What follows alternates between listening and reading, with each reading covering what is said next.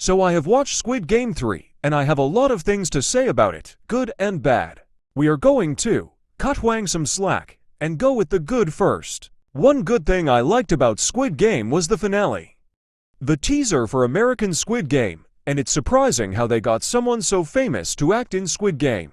Another good thing about Squid Game was Player 149 and Player 7's story. Hear me out on this. Player 7 and 149 were both destined to die from the beginning of Season 2.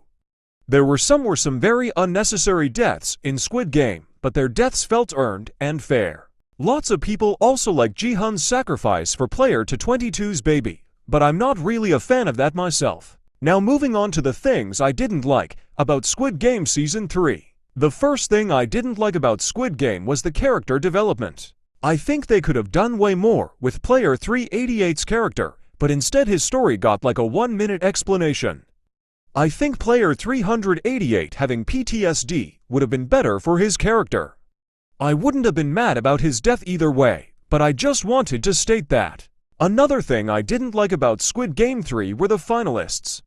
I feel like there weren't enough main characters in the finalists aside from Player 456, 333, and this selfish whole thing. It's also fair to say that Player 125 was an exception.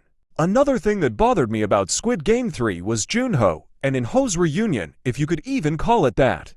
This storyline has been building up for basically this whole show, and them seeing each other is all we get. I also didn't really like how Player 333 went full-on Sang-woo style on Player 456, but other than that, that's everything I liked and hated about Squid Game 3. See you in the next one.